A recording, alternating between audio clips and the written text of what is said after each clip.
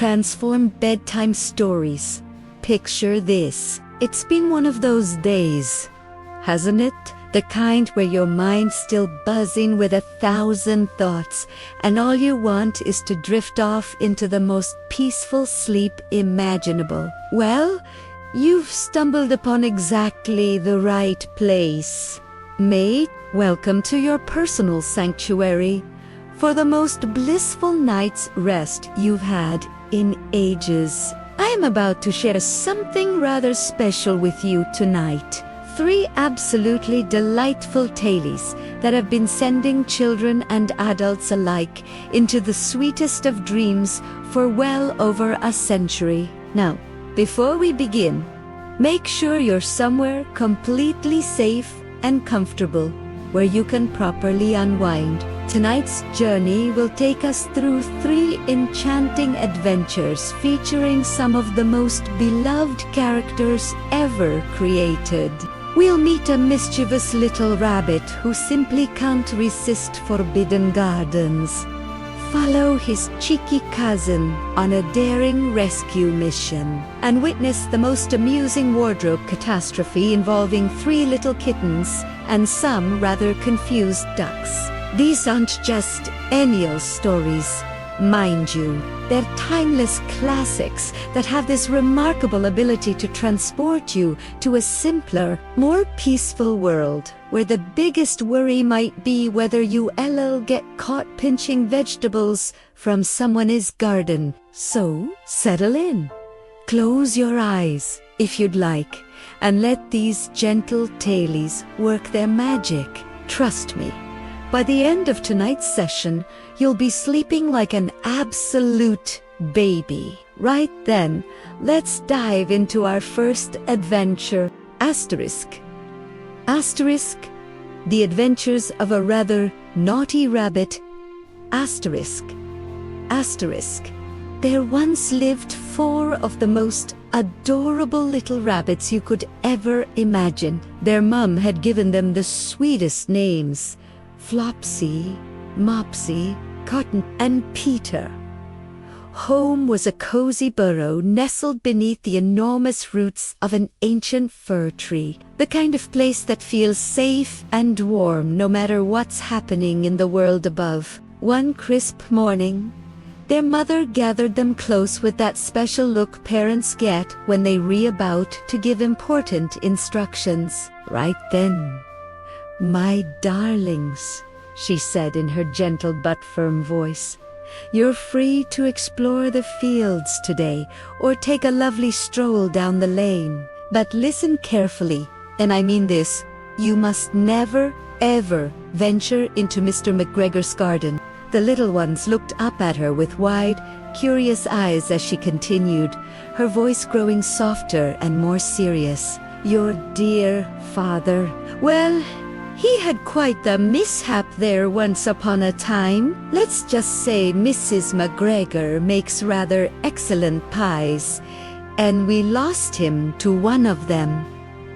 Can you imagine the weight of those words? The mix of adventure and danger that must have filled those little rabbit hearts? "Now then," she said, brightening up and straightening her apron, "off you go, and please, stay out of trouble. I've got errands to run myself." And wait, the wise old rabbit mother gathered her wicker basket and trusty umbrella, setting off through the shadowy woods toward the village bakery. The aroma of fresh bread and sweet Karen buns would soon fill her basket, a proper treat for her little family. Now, Flopsy, Mopsy, and Cottontail were absolute angels, weren't they? These 3 sensible little souls skipped down the lane together, chattering happily as they searched for the plumpest, juiciest blackberries they could find. Their little paws would soon be stained purple, and their tummies would be delightfully full. But Peter, Peter was an entirely different story. You know that feeling when you're told specifically not to do something, and suddenly it's the only thing in the world you can think about? That was Peter in that very moment. The forbidden garden called to him like a siren's song, before his mother's footsteps had even faded into the distance. This naughty little rabbit was already plodding his great adventure, and off he went, straight as an arrow, toward the one place he'd been absolutely forbidden to go. The garden gate loomed before him, tall and imposing. But Peter was nothing if not determined. He found the tiniest gap underneath and squeezed through like a furry little escape artist. The moment his paws touched the rich, forbidden soil, his eyes went absolutely wide with wonder. What a feast awaited him! Rows upon rows of the most magnificent vegetables he'd ever laid eyes on. Crisp lettuces that practically sparkled with morning dew. Tender French beans hanging like little green jewels, and radishes so perfect they looked like they'd been painted by an artist. Peter dove in with the enthusiasm of someone who'd been surviving on wild grass and dandelions. He munched and crunched and nibbled his way through what felt like half the garden. The lettuce was crisp and refreshing. The beans were sweet and tender, and those radish, well, they had quite a kick to them. But you know what they say about too much of a good thing, don't you? Poor Peter's little tummy began to feel rather peculiar. All those rich, unfamiliar vegetables were staging quite the rebellion in his belly. Feeling decidedly queasy, he thought perhaps some nice, soothing parsley might settle things down a bit. He hopped around the end of what looked like a promising cucumber frame, his little nose twitching as he searched for that healing herb. But as he rounded the corner, his heart nearly stopped beating altogether. There, on his hands and knees among the baby cabbages, was the most terrifying sight a small rabbit could imagine. Mr. McGregor himself. The old gardener was completely absorbed in his planting, carefully tending to each little green seedling with the sort of patience that comes from years of nurturing growing things. But the moment he spotted Peter, everything changed in an instant. Have you ever seen someone leap to their feet so quickly they seem to defy gravity? That was Mr. McGregor in that moment. Up he sprang, grabbing the nearest rake, his face thunderous with rage. "Stop, you little thief!" he bellowed, his voice echoing across the entire garden. Peter's world exploded into pure, overwhelming terror. His little heart hammered against his ribs as he darted this way and that, completely forgetting which direction led to safety. The garden that had seemed so welcoming moments before now felt like an enormous, confusing maze. In his panic, disaster struck. First, one of his little shoes caught on a cabbage leaf and came clean off. Then, as he scrambled through the potato patch, he lost the other one too. But there was no time to stop and retrieve them. Not with Mr. McGregor thundering behind him like an angry giant, running on all fours now.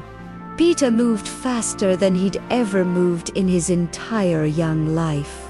For a brief, shining moment, it seemed like he might actually escape this nightmare. He could almost taste the freedom, almost feel the safety of the woods beyond the garden walls. But then, oh, the cruel twist of fate that awaited our poor little adventurer. In his desperate flight, Peter ran headlong into a gooseberry net. The thick, tangled mesh caught him as surely as a spider's web catches a fly. But it was not just the net that trapped him, it was those shiny brass buttons on his brand new blue jacket. They'd caught fast in the netting, and the harder he struggled, the more entangled he became. This was it, Peter thought. This was how his story would end, caught like a common criminal in Mr. McGregor's garden, just like his poor father before him. Great, fat tears began rolling down his furry cheeks as he sobbed with fear and despair. But sometimes, just when all hope seems lost, the most unexpected help arrives. A group of friendly sparrows had been watching this drama unfold from their perch in a nearby apple tree. These wise little birds knew exactly what they were seeing: a young rabbit in terrible trouble. Down they swooped, chattering excitedly, urging Peter to keep fighting, to not heave up, to find that last burst of strength he needed, and just in time too, because here came Mr. McGregor, striding purposefully across his garden with a large wicker sieve. His plan was simple and terrifying: drop that sieve right over Peter and trap him completely. But Peter, inspired by his feathered friends and driven by pure survival instinct, gave one last mighty rig. The brass buttons finally gave way. His jacket tore free from the net, and he shot out like a cork from a bottle, leaving behind his beautiful new coat as evidence of his adventure. He didn't stop to look back. Straight into the nearest tool shed he bolted, his little heart still pounding like a drum. In his panic he spotted what looked like the perfect hiding place: a large watering can tucked into the corner. Without thinking, Peter dove headfirst into the can, only to discover its rather significant flaw. It was absolutely brimming with cold, dirty water. Not exactly the cozy hideaway he'd been hoping for. But beggars can't be choosers when you're being hunted by an angry gardener. Mr. McGregor wasn't fooled for a second. He knew that naughty little rabbit was somewhere in his shed, probably cowering behind a flower pot or under a pile of sacks. Methodically, he began his search, lifting and moving every possible hiding spot with the patience of a man who dealt with rabbit thieves before. Poor Peter, soaking wet and shivering in his watering can, tried his absolute best to stay perfectly still. But here is the thing about being frightened and cold and wet all at the same time. Sometimes your body just won't cooperate at you. Peter sneezed, the sound echoing through the quiet shed like a gunshot. Mr. McGregor's head snapped up like a hound catching a scent. Gotcha, he thought, and he was after Peter faster than lightning itself. But our brave little rabbit wasn't done yet. In one desperate leap, he bounded out of the watering can, crashed through the shed window, and landed in the garden beyond, though not without causing quite the commotion. 3 perfectly arranged plant pots went flying, soil scattering everywhere like confetti at a particularly chaotic wedding. The window, unfortunately, was far too small for a full-grown man to follow through. Mr. McGregor stood there for a moment, breathing heavily, watching his quarry escape. He was utterly exhausted from all this chasing about, and frankly, he had vegetables to tend to. With a frustrated grunt, he turned back to his interrupted planting. Peter, meanwhile, had collapsed in a heap just outside the shed, gasping for breath like he'd just run a marathon. His little chest heaved as he tried to calm his racing heart. Every muscle in his tiny body trembled with the aftershock of pure terror. But here's where our story takes an even more interesting turn, because Peter faced a problem that was perhaps worse than being chased by an angry gardener. He was completely and utterly lost. The garden that had seemed so straightforward when he'd snuck in was now a bewildering labyrinth. Every path looked the same.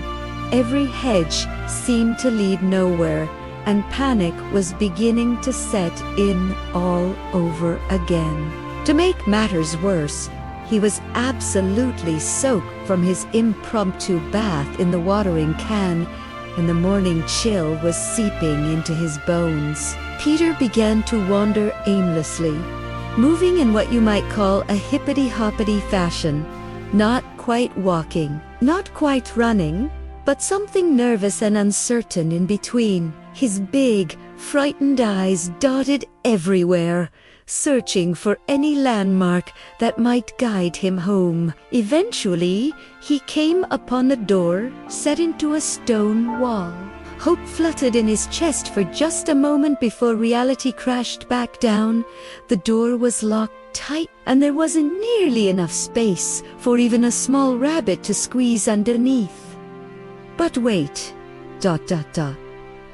There was someone else about. An elderly mouse was bustling back and forth across the doorstep, her tiny paws clutching the most enormous pea you've ever seen. She was clearly in the middle of moving her family's winter stores, making trip after trip to carry peas and beans back to their cozy home in the woods. "Excuse me," Peter called out politely, his voice still shaky with fear. "Could you possibly tell me the way to the gate?" The old mouse paused and looked at him with kind, understanding eyes. But that pea in her mouth was so large, she couldn't utter a single word. All she could do was shake her head apologetically and continue on her way, leaving Peter feeling more lost and alone than ever. The tears came then, hot and frustrated and scared. Here he was,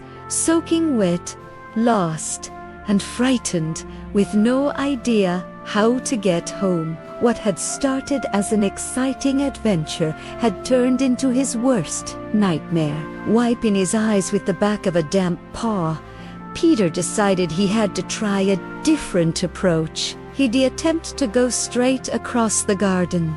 Surely, if he just kept walking in one direction, he'd eventually reach a boundary, wouldn't he? But gardens, as it turns out, are not laid out in straight lines for the convenience of lost rabbits. The more Peter wandered, the more confused he became. Paths curved and twisted, hedges blocked his way, and everything began to look frustratingly similar. Just when despair was really setting in, Peter discovered something rather interesting. A small pond where Mr. McGregor came to fill his watering cans.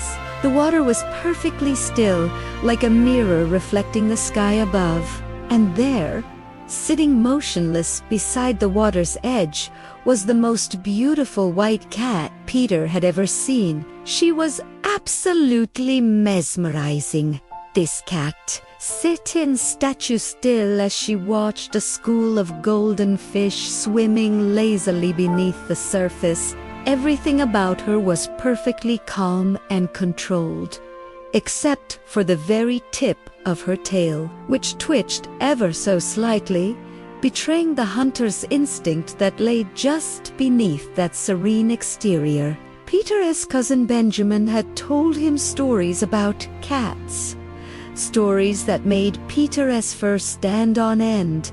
Best to avoid any conversation with this particular garden resident, he decided wisely, and he crept away as quietly as his wet paws would allow. Back toward the tool shed he went, hoping perhaps he might find another way out from there. But just as he thought he might be getting somewhere, a new sound froze his blood.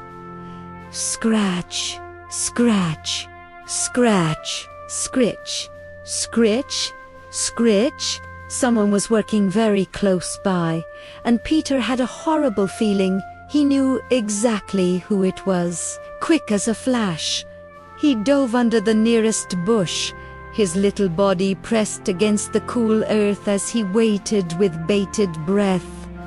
Minutes passed. Nothing happened. Maybe, just maybe, he was safe after all. Curiosity, as it often does, got the better of our young rabbit. Cautiously, Peter crept out from his hiding spot and climbed onto an old wheelbarrow that stood nearby. From this vantage point, He could peek over the garden beds and see that Mr.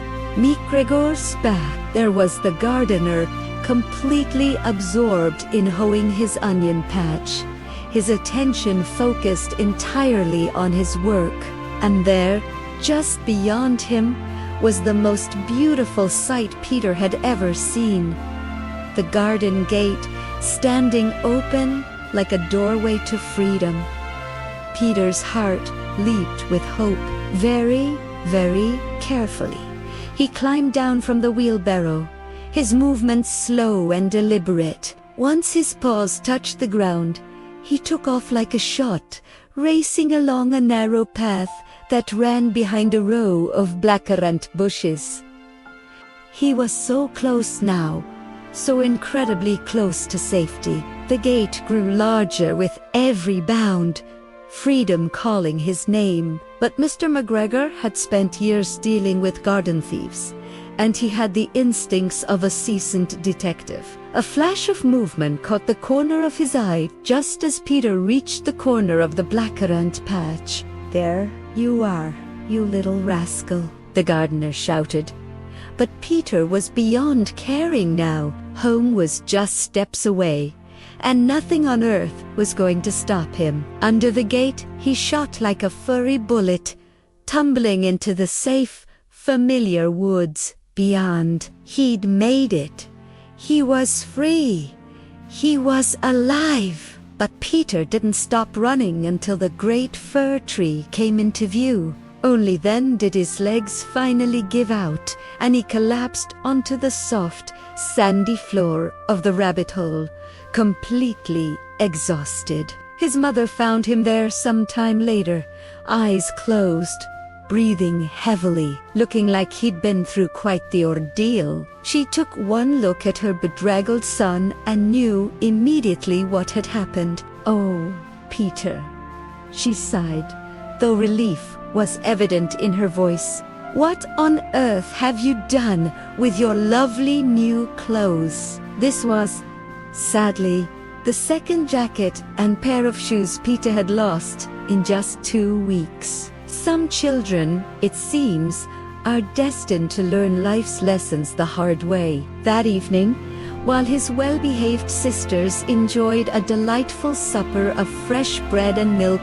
with sweet blackberries, Peter found himself tucked up in bed with a dose of chamomile tea and strict instructions to rest. Sometimes the greatest adventures come with the steepest prices, don't they? But our evening's entertainment is far from over. Oh no, we're just getting started. Because Peter's story leads us directly into our next tale, one of family loyalty, clever thinking, and the sort of cousin who'll risk everything to help you out of a jam. Asterisk, asterisk. The rescue mission of a brave little cousin? Asterisk, asterisk.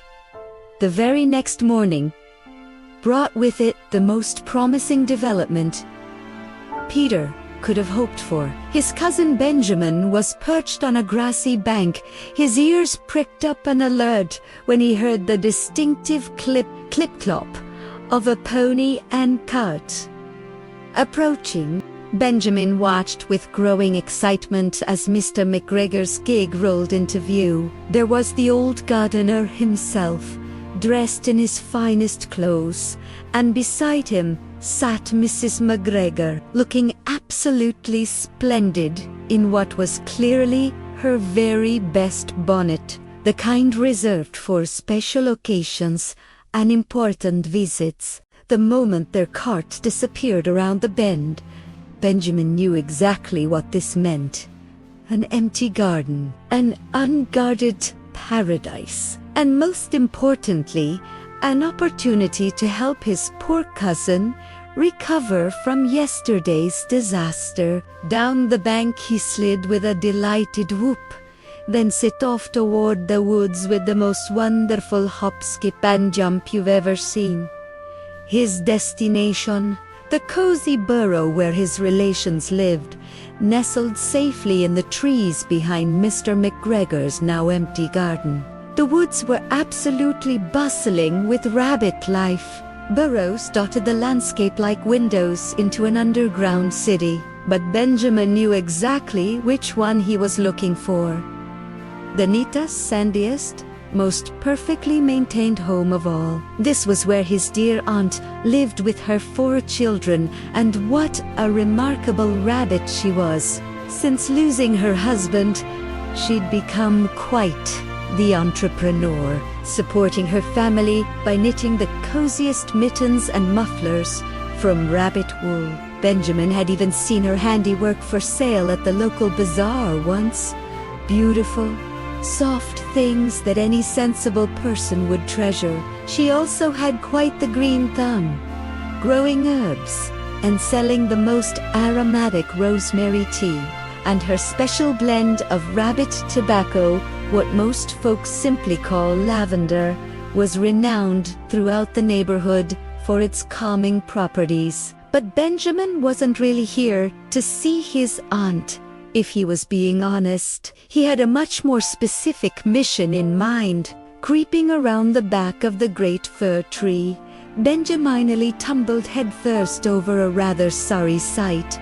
His cousin Peter, sitting all alone and looking absolutely miserable. Peter was wrapped in a red cotton handkerchief like a tiny, dejected patient, and he looked as poorly as Benjamin had ever seen him. Peter, Peter, Benjamin whispered urgently, crouching down beside his cousin. Good heavens, what's happened to your clothes? Peter's voice was small and defeated as he explained about the scarecrow in Mr. McGregor's garden, about being chased and terrified, about losing his shoes and his beautiful new jacket. The whole sorry tale came pouring out like water from a broken dam. Benjamin listened with growing excitement rather than sympathy, because he'd just realized something absolutely brilliant. Peter, my dear cousin,